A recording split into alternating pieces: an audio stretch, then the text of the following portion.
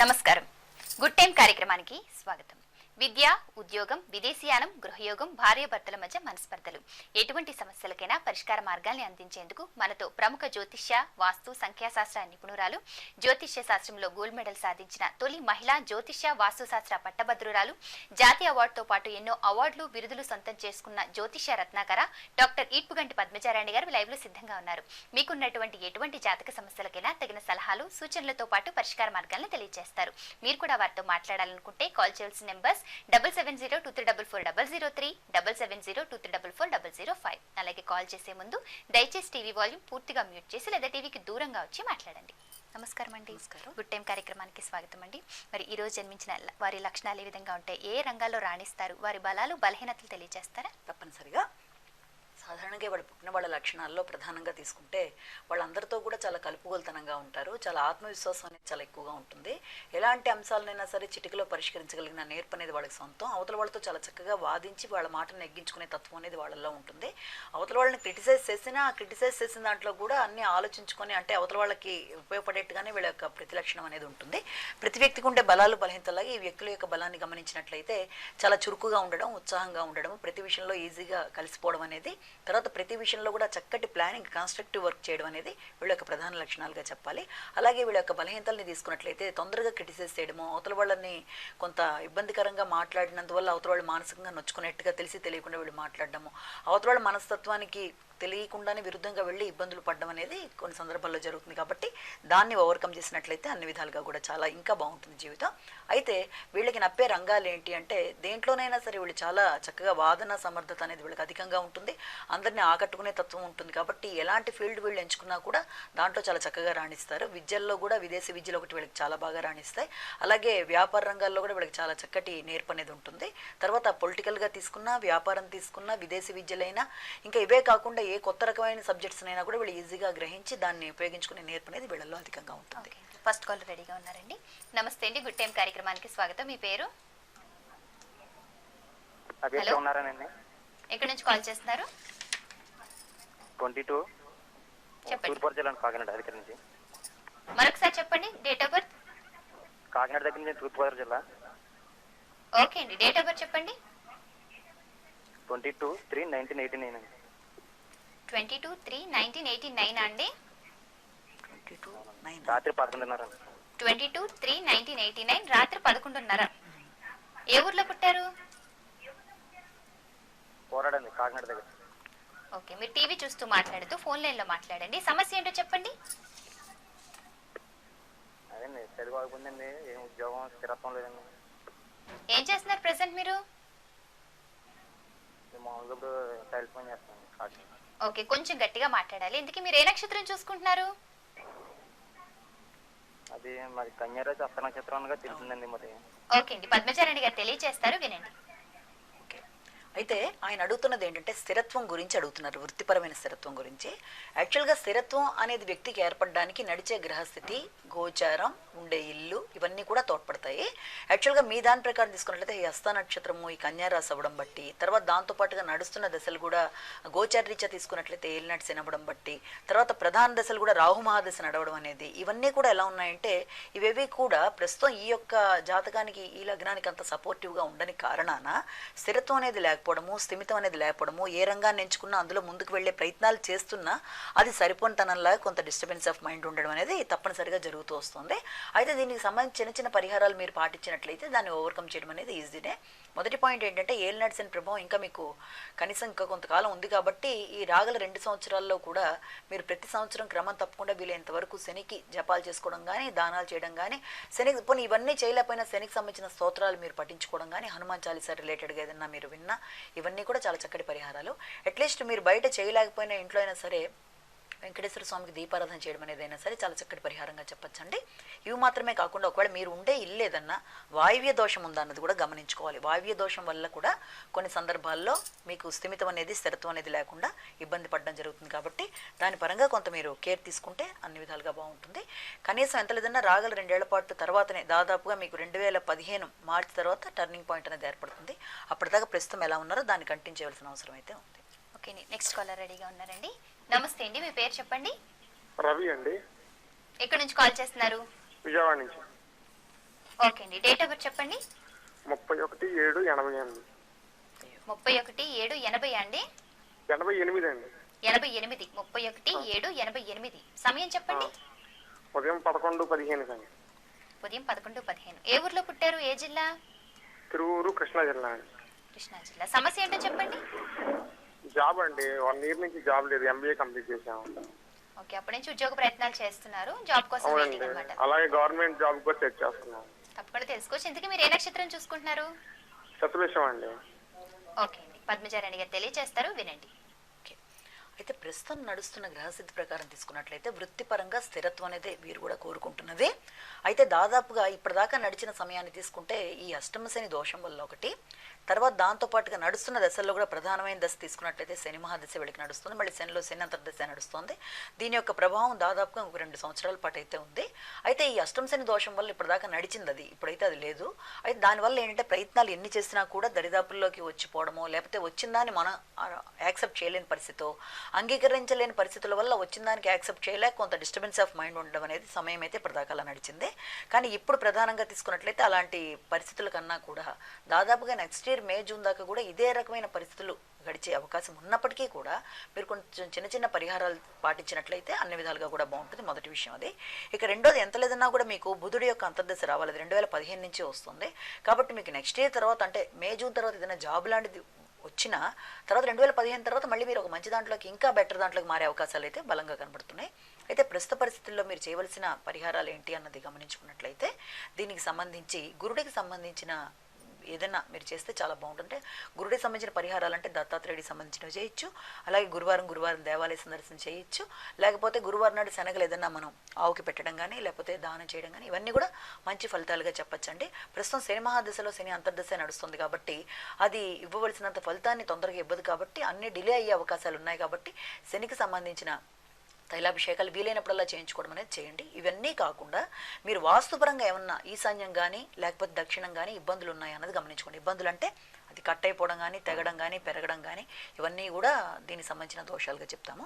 అలాంటివి ఏమన్నా ఉన్నట్లయితే దాన్ని ఓవర్కమ్ చేయడానికి ట్రై చేయండి. అంటే జాతకం కొన్ని సందర్భాల్లో బాగున్నా కూడా ఈ రకమైన వాస్తుపరమైన దోషాలు ఉన్నప్పుడు ఇంటికి తప్పనిసరిగా ఎలా ఉంటుందంటే వ్యక్తి ఎదుగుదలలో అది మానసికంగా కావచ్చు, వృత్తిపరంగా కావచ్చు, ఇబ్బందులు అనేవి ఎదురవుతాయి. కాబట్టి ఈ చిన్న చిన్న పరిహారాలన్నీ పాటించండి.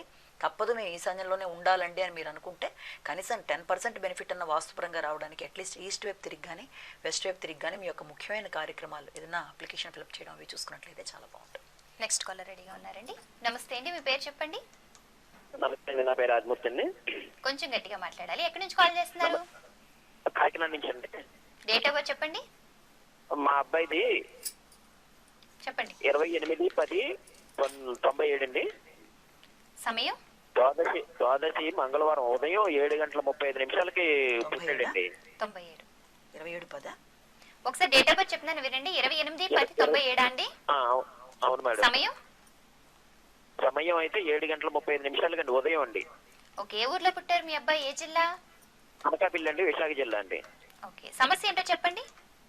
సమస్య అంటే చదువు మీద ఇంట్రెస్ట్ ఉండలేదండి. అది అసలు చదువుతాడు లేకపోతే ఏంటి, అది ఫర్దర్ గా ఏం చెప్తే బాగుంటుంది గురించి. ఓకే, ఏ నక్షత్రం చూసుకుంటారు మీ అబ్బాయికి? ద్వాదశి అండి. నక్షత్రం? నక్షత్రం అంటారా? నక్షత్రం అయితే ఉత్తర నక్షత్రం అండి. ఉత్తర నక్షత్రం అంటే చదువు మీద శ్రద్ధ పెట్టడం లేదా అంటారు. అదండి. ఓకే అండి, పద్మజారాణి గారు తెలియజేస్తారు, వినండి. ఓకే. చెప్పండి.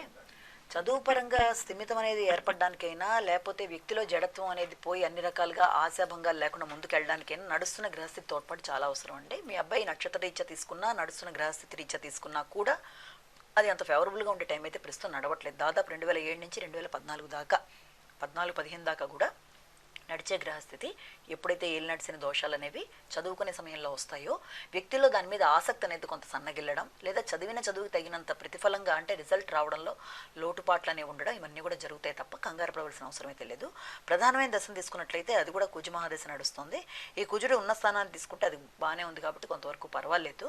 అయితే ఎంత లేదన్నా కూడా దాదాపుగా రాగల 2 సంవత్సరాల పాటు అంటే కనీసం మీకు 2 ఏళ్ల పాటు ఇప్పుడున్న పరిస్థితి ఉన్నప్పటికీ చిన్న చిన్న పరిహారాలు పాటించినట్లయితే ఈ డిసెంబర్ తర్వాత నుంచి కొంతవరకైనా మీకు మేలు కలిగే అవకాశాలు ఉన్నాయి.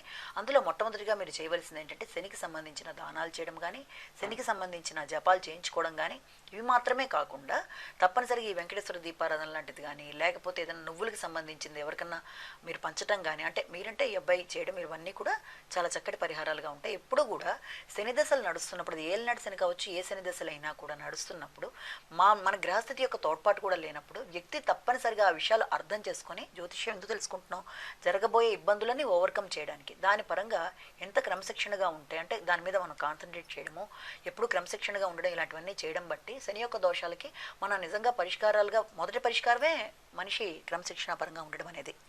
అది మానసికంగా కావచ్చు, వ్యక్తిలో అన్ని విధాలుగా కూడా ఉండడం ముఖ్యం. అది ఫస్ట్ అలవాటు చేయండి. అంటే ఏ టైంలో ఏం చేయాలి, ఎలా ఉండాలి, టైం మెయింటైన్ చేయడం, ఇవన్నీ చాలా అవసరం వ్యక్తి యొక్క ఎదుగుదలలో. కాబట్టి ఆ విషయాన్ని మీరు ఇది చేసుకోండి. రెండోది, ఎప్పుడైతే ఈ దశలు నడుస్తున్నాయి కొంత డిస్టర్బ్డ్గా చిరాగ్గా ఉండడం కూడా జరుగుతుంది. కాబట్టి అతని మనసుని అర్థం చేసుకుని మీరు, అంటే ఇలా ఉంటుంది రాగల 2 years పాటు అనేది అర్థం చేసుకుని దాని ప్రకారం అవతల వాళ్ళు కూడా వెళ్ళినట్లయితే ఏ రకమైన సమస్య అనేది కూడా ఉంటుంది. ఇది రెండోది. మూడోది ఏంటంటే వెస్ట్గా, నార్త్ వెస్ట్, నైరుతి ఒకటి, తర్వాత ఈస్ట్ ఒకటి, ఈ 2 ఇబ్బంది పెట్టే డైరెక్షన్లు అబ్బాయికి. ఆ రెండింటిని అవాయిడ్ చేసి వీలైనంతవరకు మీరు వేరేది ఈశాన్యంగా ఏదైనా చూస్ చేసుకుని అటువైపు తిరిగి అబ్బాయి చదువుకుంటే చాలా బాగుంటుంది. చేతికి ఏదైనా రూబీ కానీ గోమేదకం కానీ ఉంటే తీసేయండి. ఓకే అండి. చాలా మంది ప్రేక్షకులు సమస్యలు ఉత్తరాల ద్వారా తెలియజేశారండి. ఉత్తరాలు చూడబోయేందుకు ఒక చిన్న విరామం తీసుకుందామండి. గుడ్ టైం కార్యక్రమంలో స్వల్ప విరామం. విరామం తర్వాత గుడ్ టైం కార్యక్రమానికి తిరిగి స్వాగతం. ప్రముఖ జ్యోతిష్య, వాస్తు, సంఖ్యాశాస్త్ర నిపుణురాలు, జ్యోతిష్య రత్నాకర డాక్టర్ ఈడ్పుగంటి పద్మజారాణి గారు ఈ రోజు మనతో ఉన్నారు. మీకున్నటువంటి ఎటువంటి జ్యోతిష్య, వాస్తు, సంఖ్యాశాస్త్రపరమైన సమస్యలకైనా పరిష్కార మార్గాలు తెలియజేస్తారు. వారితో మాట్లాడాలనుకుంటే కాల్ చేయాల్సిన నెంబర్స్ 7702344003, 7702344005. పద్మజారాణి గారు, చాలా మంది ప్రేక్షకులు ఉత్తరాల ద్వారా తెలియజేస్తారండి సమస్యలు. ముందుగా అక్బర్ బాషా గారు రాస్తున్నారండి. పుట్టిన తేదీ డిసెంబర్ 2, 1990 ఉదయం 7:55 ప్రకాశం జిల్లాలో పుట్టారట. బీఫార్మసీ కంప్లీట్ చేశారట. పీజీ గురించి, అలాగే ఫ్యూచర్ ఎలా ఉంటుందని అడుగుతున్నారు. పీజీ చేయబోయే ఉద్దేశం ఆయనకుంది కదా, చేయగలనా లేదా? ఒకటి ఏంటంటే పీజీ చేసే అవకాశాలు అనేవి ఈ జాతక ప్రకారం ప్రస్తుత పరిస్థితుల్లో కొంత తక్కువగానే ఉన్నాయి. తర్వాత తీసుకున్నట్లయితే ఎంత లేదన్నా 2013-16 మధ్య భవిష్యత్ పరంగా కూడా అడుగుతున్నారు. కాబట్టి 13-16 మధ్య కొంత ఇబ్బందికరమైన సమయం అయితే నడిచే అవకాశం ఉంది. కాబట్టి ఆ సమయంలో ఏదన్నా చదువులోకి మీరు వెళ్ళినా, వృత్తిలోకి వెళ్ళినా అసంతృప్తితోనే గడిపే అవకాశాలు కనబడుతున్నాయి. కాబట్టి దాన్ని ఓవర్కమ్ చేసే పరిస్థితులు ముందర మీరు తెచ్చుకోవాల్సిన అవసరం అయితే ఉంది. కాబట్టి దాంట్లో ప్రధానంగా మీరు చేయవలసింది అంటే, దీంట్లో వాస్తుపరంగా మీరు కనుక పాటించగలిగినట్లయితే మీ దాని ప్రకారం ఉత్తరం అనేది అంత ఫేవరబుల్గా దీంట్లో కనబడలేదు. ఒకవేళ మీరు ఉండే డైరెక్షన్ కనుక ఉత్తరం అయితే వీళ్ళంతవరకు దాన్ని చేంజ్ చేసుకోవడానికి ట్రై చేయాలి. అలాగే స్టోన్ విషయం కూడా మీరు పెట్టుకోగలిగితే రూబీ, ఎల్లో సఫైర్ అనేవి పెట్టుకుంటే చాలా చక్కగా ఉంటుంది. మీకు సంబంధించిన ప్రార్థనా స్థలాలు అనేవి ఉంటాయి కాబట్టి వాటికి సంబంధించి ప్రతి బుధవారం వెళ్ళినట్లయితే అన్ని విధాలా బాగుంటుంది. 2013-16 మధ్య మాత్రం చాలా జాగ్రత్తగా ఉండడం అనేది చాలా అవసరం. జాగ్రత్త అంటే చదువు పరంగా అయినా, వృత్తిపరంగా అయినా అసంతృప్తికి లోను కాకుండా ఉన్నదానితో రాజీ పడే ధోరణిని మీరు ఇప్పటి నుంచి అలవర్చుకోవాలి. ఓకే, నెక్స్ట్ కాలర్ రెడీగా ఉన్నారండి. నమస్తే అండి, మీ పేరు చెప్పండి. నమస్కారం అండి. మీ పేరు? నా పేరు ఎండి కదీర్ అండి. ఎక్కడి నుంచి కాల్ చేస్తున్నారు కాదిర్ గారు? కలివ్యంలో అండి, సంగారెడ్డి. డేట్ ఆఫ్ బర్త్ చెప్పండి. 10/3/1989. 10/3/89. అవునండి. సమయం? సమయము మధ్యాహ్నం 3 గంటలండి. మధ్యాహ్నం 3 గంటలకి. ఏ ఊర్లో పుట్టారు? ఏ జిల్లా? కలివ్యంలో, మెదక్ జిల్లా. ఓకే, మెదక్ జిల్లా. సమస్య ఏంటో చెప్పండి. సమస్య అంటే మొత్తం ఏది బాగుండడం లేదు. ఏదైనా పని చేద్దామన్నా లేదు. ఏం చేస్తుంటారు ఇంతకీ? నేను హౌస్ వైరింగ్. ఓకే, మీకు నక్షత్రం అలాంటి ఏమన్నా తెలుసా? తెలియవండి. తెలీదా అండి? ఓకే అండి. ఏ విషయం గురించి తెలుసుకోవాలనుకుంటున్నారు? సమస్య మరొకసారి స్పష్టంగా చెప్తారా? ఏంటండి? సమస్య మరొకసారి స్పష్టంగా చెప్పండి. సమస్య అంటే ఇప్పుడు ఏది బాగుండడం లేదు. ఓకే అండి. పద్మజారాణి గారు, మీ డేట్ ఆఫ్ బర్త్ పరిశీలించి వివరాలు తెలియజేస్తారు, వినండి. అంటే యాక్చువల్గా ఏంటంటే ఆయనకి ఏది కూడా పెద్దగా కలిసి రావటం లేదు, అంతా కొంచెం డిస్టర్బ్డ్గానే ఉంది. దీనికి ఏమైనా పరిష్కారం ఉందన్నది ఆయన యొక్క సమస్య ఇందులో ప్రధానంగా మనకు అర్థమైంది. అయితే దీని ప్రకారం ఏంటంటే ఆయన ఇచ్చిన డీటెయిల్స్ ప్రకారం నడుస్తున్న దశ తీసుకున్నా కూడా అది శుక్ర మహాదశ నడుస్తుంది. ఆ శుక్రుడు యాక్చువల్గా ఈ జాతకానికి అంత సపోర్ట్ ఇవ్వగలిగిన ప్లానెట్ కాదు. రెండోది అది ఉన్న స్థానం కూడా అంత సపోర్టివ్గా లేదు. అంటే వెళ్ళి అష్టమంలో ఉండడం కూడా ఈ జాతకానికి అంత ఫేవరబుల్ ఇండికేషన్ కాదు. దీనివల్ల ఏమవుతుందంటే ఎట్టి పరిస్థితుల్లో ఏదైనా వృత్తి చేద్దామనుకున్నా, చేస్తున్నా దాంట్లో ఆశించినంత గ్రోత్ ప్రస్తుత పరిస్థితుల్లో ఇప్పుడే కాదు, దాదాపుగా ఒక 15 ఏళ్ల బట్టి కూడా తీసుకున్నా కూడా నడుస్తున్న సమయం అంతా కూడా తనకి ఆశాజనకంగా, అంటే కష్టపడుతున్నారు ఏదో వస్తుంది కానీ అందులో తృప్తి అనేది లేని పరిస్థితులు అయితే ప్రస్తుతం నడుస్తూ వస్తున్నాయి. దీన్ని ఓవర్కమ్ చేయవలసిన అవసరం అయితే తప్పనిసరిగా ఉంది. మొదటి విషయం అది. ఇక రెండోది ఏంటంటే ఈ యొక్క ఇబ్బంది ఎప్పటిదాకా ఉండే అవకాశం ఉందన్నది కూడా మనం పరిగణలోకి తీసుకోవాలి. దాదాపు ఇది 2014 మీకు ఇంచుమించుగా అక్టోబర్ దాకా ఇదే ఇబ్బంది అనేది కంటిన్యూ అయ్యే అవకాశం ఉన్నప్పటికీ కూడా చిన్న చిన్న పరిహారాలతో దాన్ని ఫస్ట్ ఓవర్కమ్ చేసే ప్రయత్నాలు చేయండి.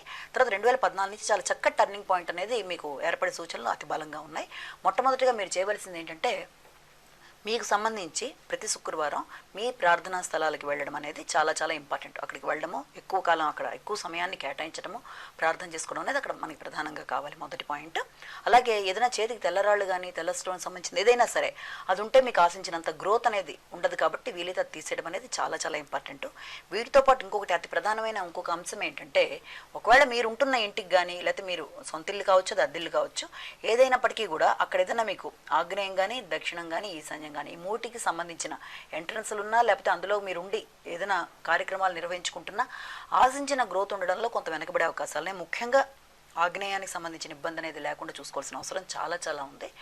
అద్దిల్లు అయితే మారడానికి ట్రై చేయండి, సొంత ఇల్లు అయితే మరి వీలైనంతవరకు ఈ యొక్క డైరెక్షన్స్ మినహాయించి కార్యక్రమాలు మీరు చేసుకుంటే ఇవన్నీ మీరు మొదలుపెట్టిన తర్వాత ఇంతవరకు ఉన్న సమయం ఎలా గడిచింది, ఇప్పుడు నడవబోయే సమయంలో తేడా మీకు స్పష్టంగా కనబడుతుంది. అన్ని విధాలుగా బెటర్గా ఉంటుంది. అంటే 2014 అక్టోబర్ నుంచి టర్నింగ్ పాయింట్. ఓకే అండి. మరి అలాగే ఈరోజు జన్మించిన స్త్రీల లక్షణాలు ఏ విధంగా ఉంటే తెలియజేస్తారా? తప్పనిసరిగా ఇవాళ పుట్టిన స్త్రీలు ఏంటంటే చాలా చమత్కారంగా మాట్లాడతారు, చాలా తెలివిగా ఉంటారు. అవతల వాళ్ళు ఎవరైనా సరే, అంటే చిన్నవాళ్ళైనా పెద్దవాళ్ళైనా వాళ్ళతో చాలా చక్కగా త్వరగా కలిసిపోయే తత్వం అనేది ఉంటుంది.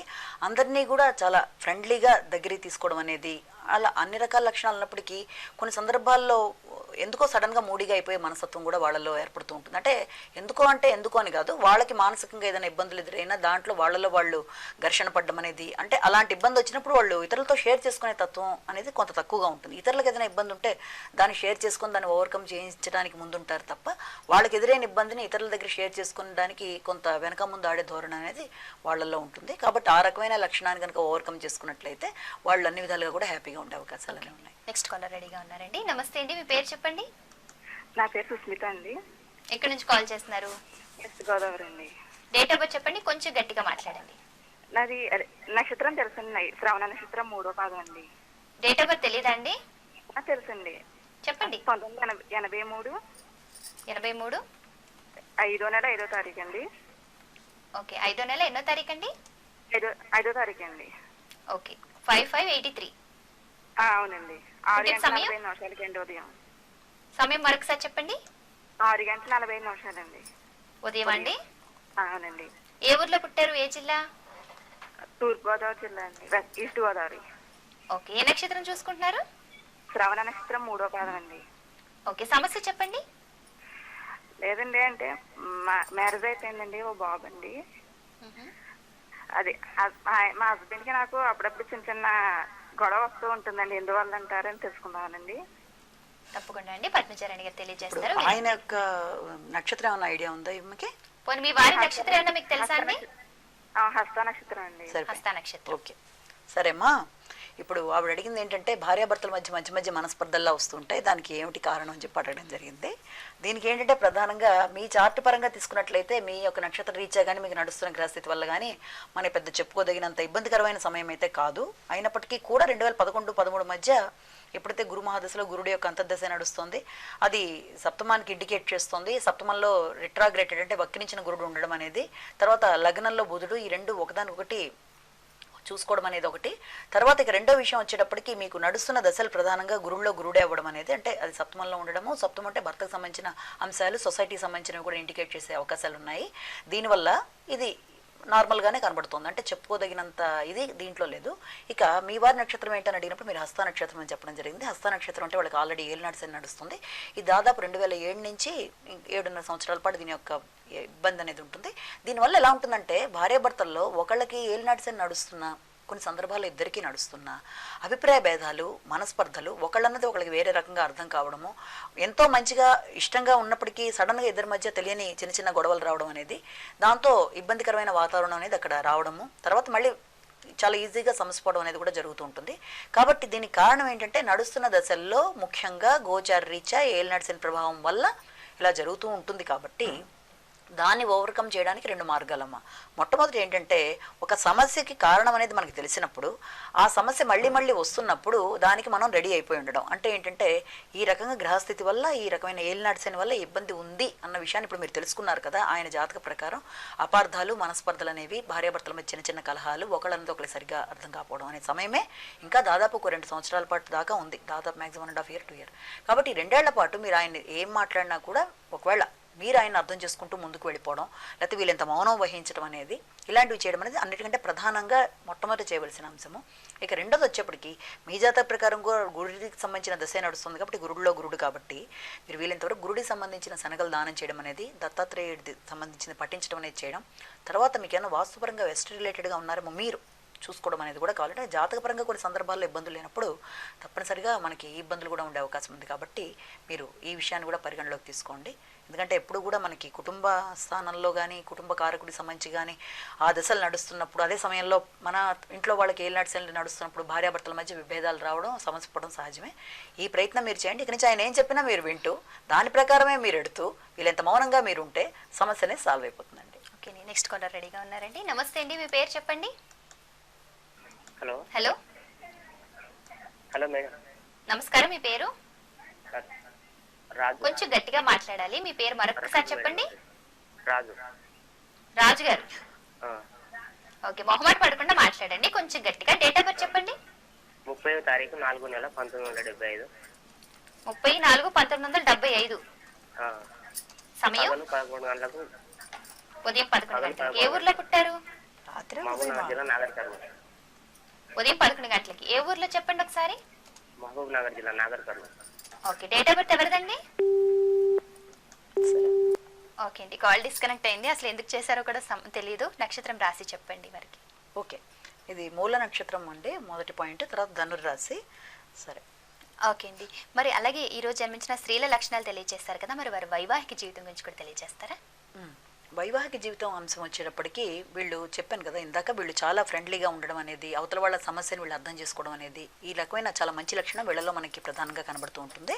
తర్వాత ఇది వైవాహిక జీవితంలో కూడా దీని యొక్క పార్ట్ ఎలా ఉంటుందంటే, అంటే ఇలాంటి లక్షణం అనేది ఉన్నప్పుడు తప్పనిసరిగా అవతల భర్తకు కూడా వాళ్ళు భర్తను అర్థం చేసుకోవడం, భర్త పరంగా వెళ్ళడం అనేది, వాళ్ళకి చేదోడు వాదోడుగా ఉండడం అనేది, వాళ్ళ ప్రతి కష్టాన్ని కూడా వీళ్ళు చాలా తీసుకొని దానికి సరైన రెమెడీ చెప్పడం అనేది, రెమెడీ అంటే దానికి సంబంధించిన పరిష్కారం చెప్పడం అనేది, ఇవన్నీ కూడా జరుగుతూ ఉంటాయి. కాబట్టి వాళ్ళకి వైవాహిక జీవితం వరకు చాలా హ్యాపీగానే ఉండే అవకాశం ఉంది. అందరినీ కూడా తన యొక్క దాని ప్రకారమే తను నడిపించే శక్తి అనేది వీళ్ళకి భగవంతుడు ఇచ్చిన వరం. కాబట్టి వీళ్ళ మాట తీరుతోనూ, వీళ్ళ యొక్క ఆకర్షణతోనూ అవతల వాళ్ళని ఈజీగా ఆకట్టుకునే గుణం ఉంటుంది. కాబట్టి సాధారణంగా దాదాపు సంసార జీవితం అనేది చాలా వరకు ఇబ్బంది లేకుండానే ముందుకు గడుస్తుంది. మీ అమూల్యమైన సమయాన్ని కేటాయించి మా స్టూడియోకి విచ్చేసి ప్రేక్షకుల జాతక సమస్యలకు పరిష్కార మార్గాలతో పాటు ఎన్నో అమూల్యమైన అద్భుతమైన విషయాలు తెలియజేశారండి. ధన్యవాదాలు. ఈనాటి గుడ్ టైం కార్యక్రమంలో మీ జాతక సమస్యలకు పరిష్కార మార్గాలతో పాటు ఎన్నో విషయాలు తెలుసుకున్నారు కదా. మరి కాల్ కలవని వాళ్ళు ఏమాత్రం డిసప్పాయింట్ అవ్వద్దు. మీ సమస్యను సూటిగా, స్పష్టంగా, క్లుప్తంగా పోస్ట్ కార్డుపై రాసి పంపించండి. పద్మజారాణి గారు శాస్త్రీయంగా, వివరంగా తెలియజేస్తారు అన్ని విషయాలు. మరి ఇది ఈనాటి గుడ్ టైం కార్యక్రమం. రేపటి గుడ్ టైం ప్రత్యేక కార్యక్రమంలో మళ్ళీ కలుద్దాం. అంతవరకు